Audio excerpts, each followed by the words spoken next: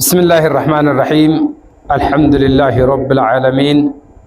الحمد لله الذي هدانا لهذا الدين وما كنا لنهتدي لولا أن هدانا الله.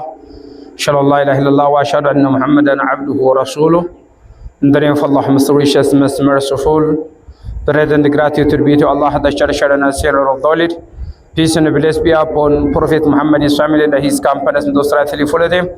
We pray to Allah, the exalted, to keep us on the right path to which He guided us.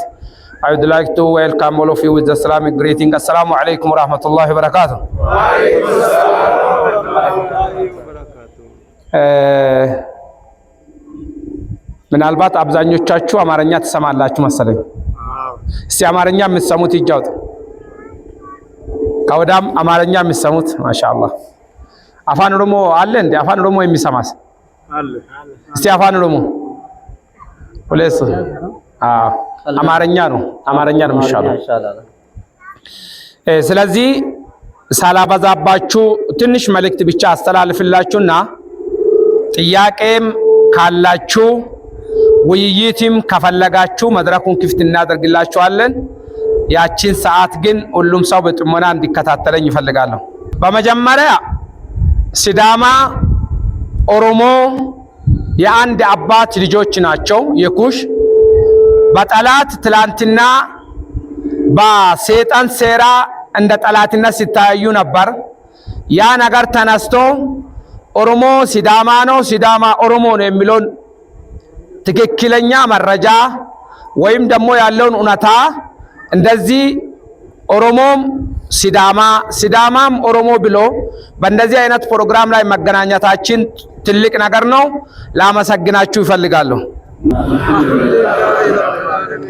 ስለዚህ የሲዳማ ሰላም ወዳድነት የሌላ ሃይማኖቶች ሙስሊም በያዙት ፕሮግራም ላይ እንደዚህ መገናኘት ሲዳማ መካከል ያለው ውዴታ በሲዳማና በኦሮሞ መካከል ያለው ውዴታ ምን ያህል ስር የያዘ እንደሆነ በመስረጃ ነው ያሳያችሁን።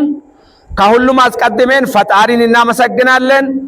የሌላ ሃይማኖት ወገኖቻችንም ደግሞ ላመሰግናችሁ ይፈልጋለሁ ደግሜ ደጋግሜ። ከዚህም በኋላ ሀገራችን ምድራችን ፈጣሪ ሰላም እንዲያደርግልን እንጠይቃለን ማለት ነው። ከሁሉም በላይ ሁላችንም የፈጠረን የዓለማቱ ጌታ ምስጋና ይግባ። አልহামዱሊላሂ ረብል ዓለሚን።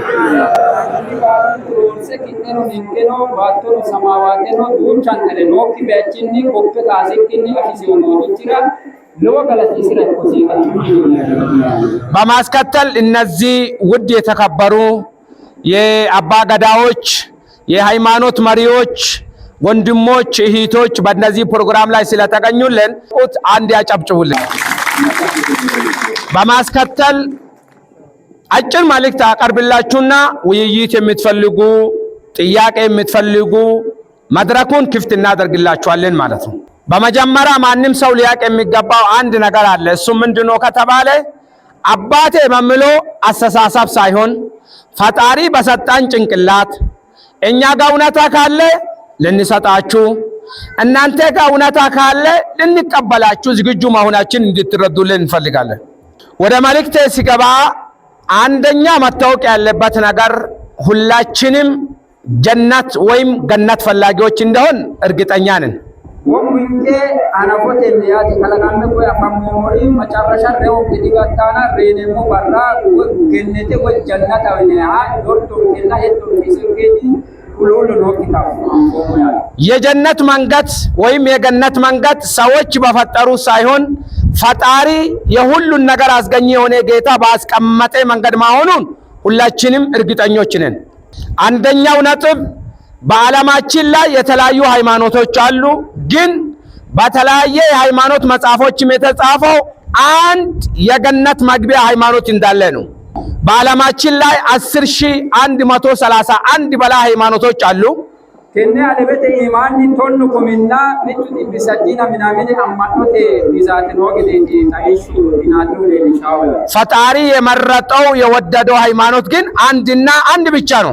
አተነ ግደ ደግሞ መቃዱ ዶሪኖቲና ቢሲማ ዶራንቶቲ ምንተና ምንተ ጫላተያ ለምሳሌ ወደ መጽሐፍ ቅዱስ ስንመጣ ኤፌሶን ምዕራፍ 4 ቁጥር 5 ላይ አንድ ፈጣሪ አንድ ሃይማኖት ይላል። ያቺ ምንድናት የሚለው ግን የብዙ ሰዎች ጥያቄ ነው። እኛው ጋር ቁርአኑ ጋር ስንመጣ ብቸኛው እውነተኛው ትክክለኛው የተመረጠው የተወደደው ሃይማኖት እስልምና እንደሆነ ነው ቁርአን የሚያስረዳን። ለምሳሌ በቁርአን 3ኛ ምዕራፍ ቁጥር 19 ላይ ኢነ ዲነ ዒንደላሂ ልእስላም በፈጣሪ ዘንዳ ተቀባይነት ያለው ሃይማኖት እስልምናና እስልምና ብቻ ነው ይላል ማለት ነው ፈጣሪ። ምናልባት አባገዳዎች አሉ፣ የሃይማኖት መሪዎች አሉ።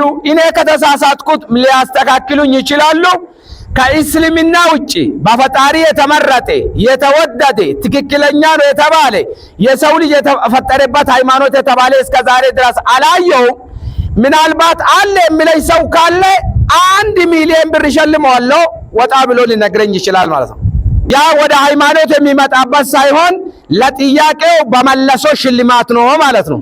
ስለዚህ በዓለማችን ላይ ካለው ሃይማኖት የሰው ልጅ የተፈጠረበት ለመሆኑ መስረጃ ያለው፣ ትክክለኛ ለመሆኑ መስረጃ ያለው፣ የተመረጠ ለመሆኑ መስረጃ ያለው፣ እውነተኛ ለመሆኑ መስረጃ ያለው፣ የፈጣሪ ለመሆኑ መስረጃ ያለው እስከዛሬ ባደረግነው ውይይትም በተለያየ ቦታም ከእስልምና ውጪ አላገኘንም።